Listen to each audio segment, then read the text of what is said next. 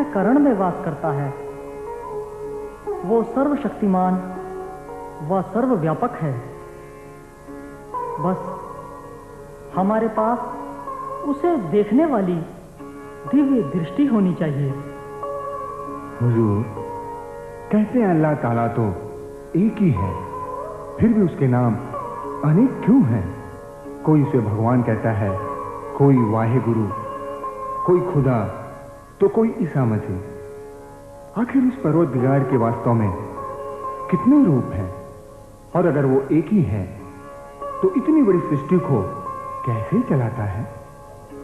शहजादे, किसी भी शहर को जाने के रास्ते तो अनेक होते हैं, मगर मंजिल सबकी एक ही होती है, शहर पहुंचना। जैसे लोग अपने अपने घरों में अंधकार मिटाने के लिए तरह तरह के दीपक जलाकर रोशनी करते हैं, ठीक उसी प्रकार उन सब दीपकों का काम होता है घरों में उजाला करना। लेकिन जब सुबह सूरज निकलता है तो सारी सृष्टि में अपने आप उजाला हो जाता है। ठीक उसी प्रकार ईश्वर एक है, बस सभी धर्म वालों ने उसे अलग अलग नामों से पुकारा है। कोई उसे अल्लाह कहता है, कोई वाहेगुरु कहता है, और कोई ईश्वर कह के पुकारता है।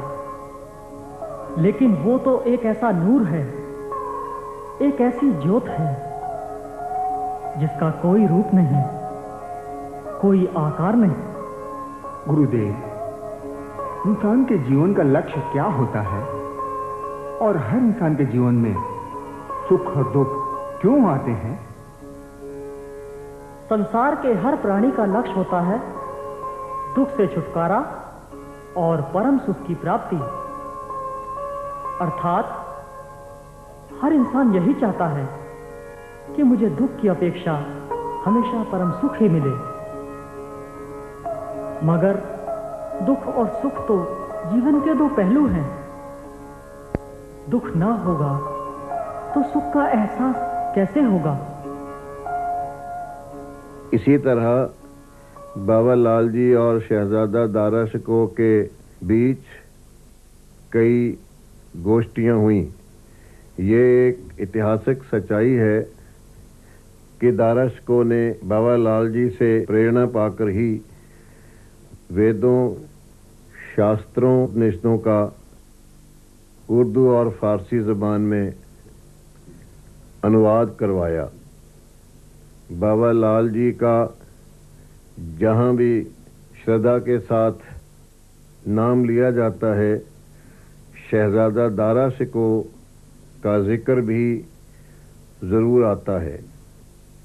देखो बेटा, जहाँ तुम बैठे हो ये दातारपुर नगरी है, जहाँ कभी डडवाल क्षत्रिय वंश के राजा दातार चंद की रियासत हुआ करती थी, और रामपुर भी इसी रियासत का एक हिस्सा है। वहाँ बाबा लाल जी ने विक्रमी संवत 1712 कार्तिक शुदी दसवीं को ये कहते हुए कि योग युगत करी राखूं देही, तो भी वस्तु पराई यही। अर्थात योग के द्वारा यदि मैं इस नश्वर शरीर को और भी रखना चाहूं तो रख सकता हूं, पर है तो ये पराया, इसलिए इसका त्यागना ही अच्छा है। ये कहते हुए उन्होंने अपना शरीर वहीं रामपुर में त्यागा। बेटा, एक बहुत प्राचीन बड़ का पेड़ है जिसके नीचे बैठकर बाबा लाल जी अपने शिष्यों के साथ हर चतुर्मास में तप किया करते थे। उन दिनों रामपुर में पानी का बहुत अभाव था और वहाँ बाबा लाल जी ने अपनी योग शक्ति से जल पैदा किया, जो आज भी एक पावन बावली के रूप में वहाँ विद्यमान है, जहाँ हजारों लोग स्नान करते हैं और रोग मुक्त होते हैं। जिन देवियों के संतान नहीं होती, इस बावली में स्नान करने से उनके संतान होती है। और यहाँ हर बरस बहुत बड़ा भंडारा होता है, जहाँ हजारों लोग श्रद्धा के सुमन समर्पित करने के लिए भारत के कोने कोने से आते हैं। आज बाबा लाल दयाल जी के बारे में जानकर आपसे बहुत खुशी हुई। अच्छा महाराज, अब हमें आज्ञा दीजिए। हाँ जी। अभी आप बाबा लाल जी का प्रसाद लीजिए। और वैसे आप थके आए हैं, यहाँ ठहरने की पूरी व्यवस्था है और मैं अभी प्रबंध करवाए देता हूँ। अपने किसी कर्मचारी को बोलता हूँ, आपको कमरों की व्यवस्था कर देगा और भोजन वगैरह आप करिए।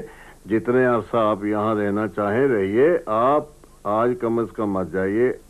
व्यवस्था मैं कराए देता हूँ। ये लीजिए, प्रसाद लीजिए।